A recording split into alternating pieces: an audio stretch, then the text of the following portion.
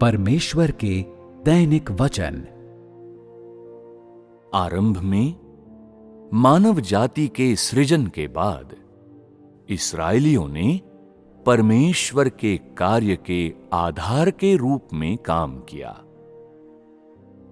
संपूर्ण इस्राएल पृथ्वी पर यहोवा के कार्य का आधार था। यहोवा का कार्य व्यवस्थाओं की स्थापना करके मनुष्य की सीधे अगुवाई और चरवाही करना था, ताकि मनुष्य एक उपयुक्त जीवन जी सके और पृथ्वी पर सही तरीके से यहोवा की आराधना कर सके।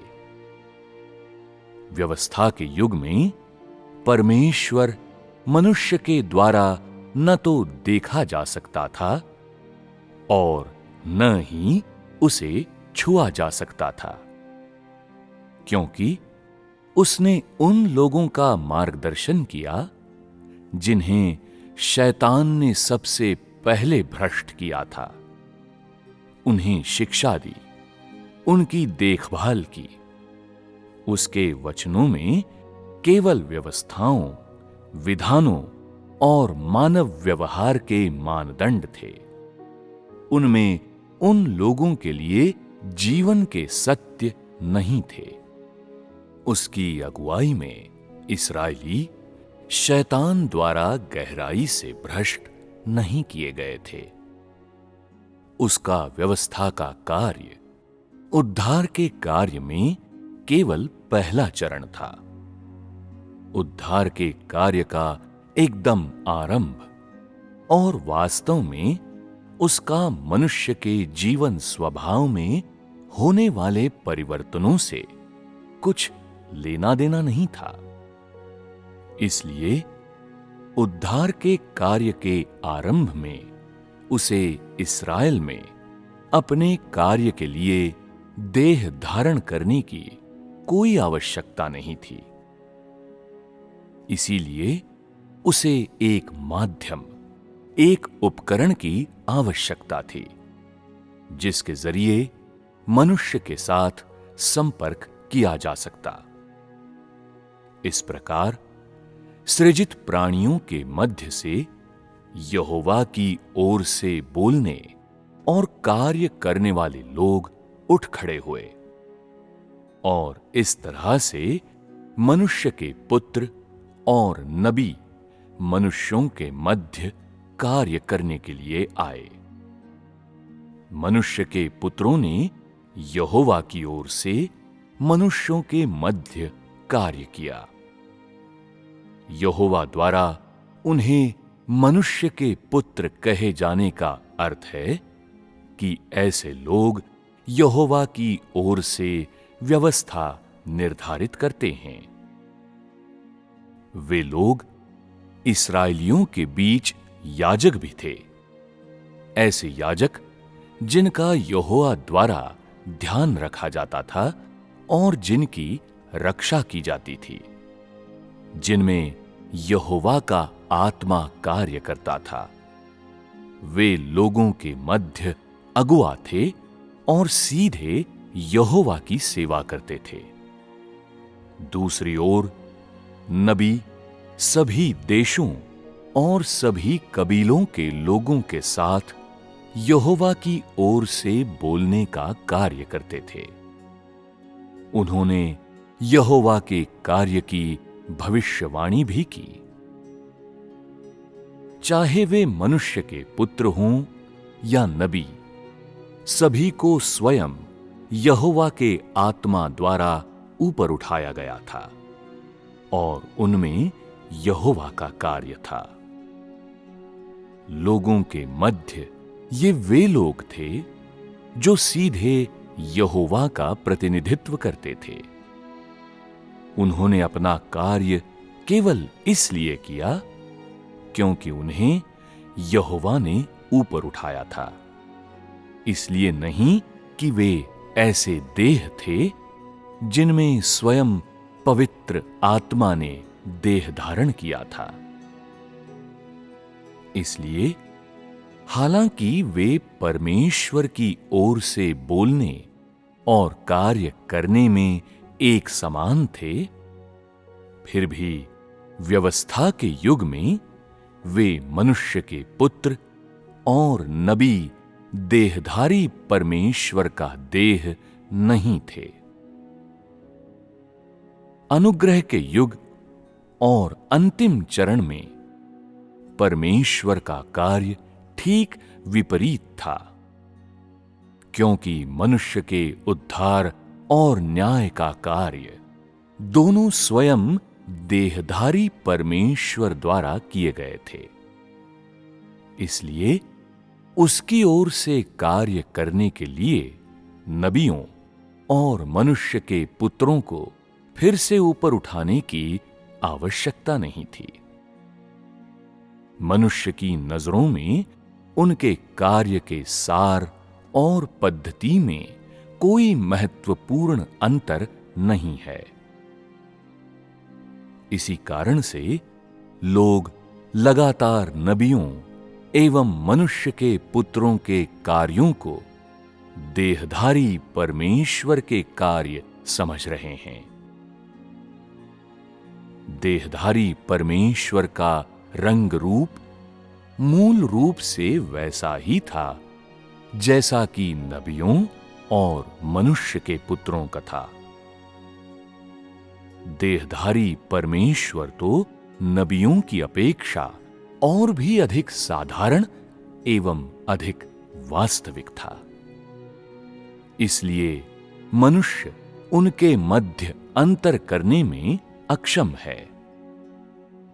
मनुष्य केवल रूप रंग पर ध्यान देता है, इस बात से पूरी तरह से अनजान कि यद्यपि दोनों काम करने और बोलने में एक जैसे हैं, फिर भी उनमें मूलभूत अंतर है। चूंकि चीजों को अलग अलग करके बताने की मनुष्य की क्षमता बहुत खराब है, इसलिए वो सरल मुद्दों के बीच अंतर करने में भी अक्षम है। जटिल चीजों का तो फिर कहना ही क्या। नबियों और पवित्र आत्मा द्वारा इस्तेमाल किए गए लोग बोलते और कार्य करते थे, तो ये मनुष्य के कर्तव्य निभाने के लिए था।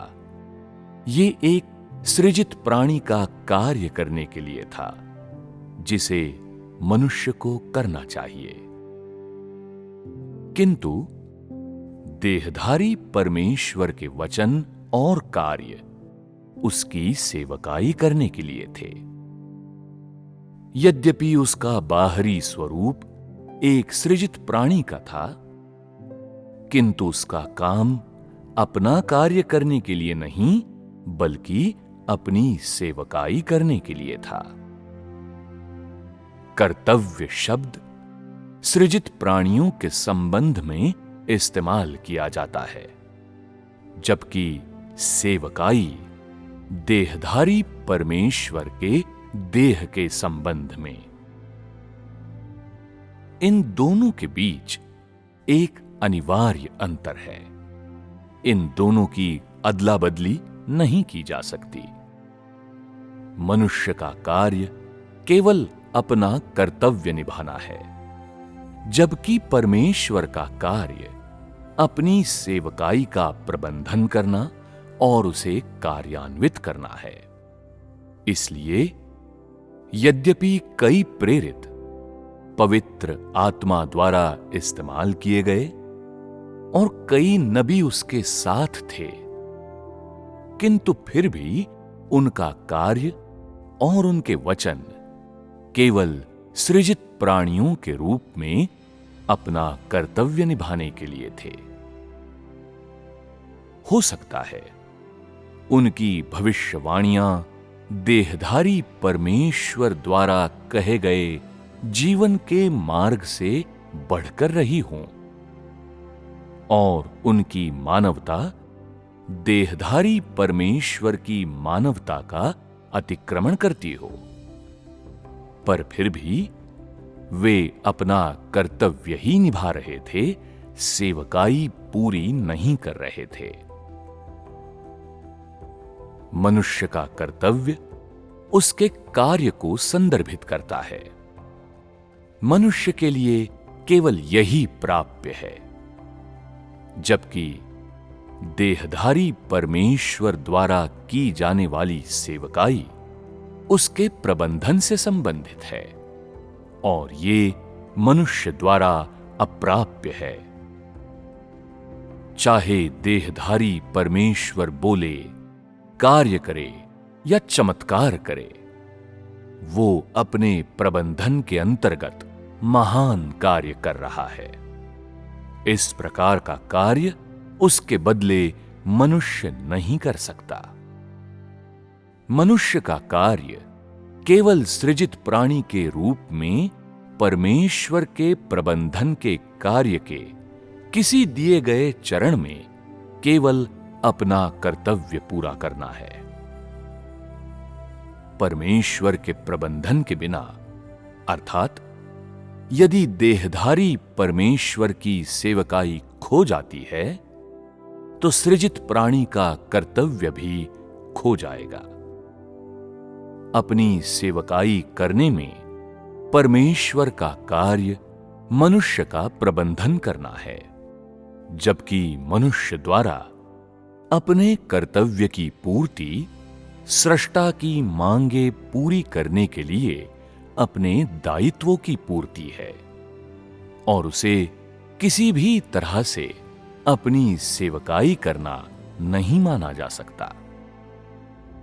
परमेश्वर के अंतर्निहित सार के लिए, उसके पवित्र आत्मा के लिए परमेश्वर का कार्य उसका प्रबंधन है, किंतु देहधारी परमेश्वर के लिए, जो एक सृजित प्राणी का बाहरी रूप धारण करता है, उसका कार्य अपनी सेवकाई करना है।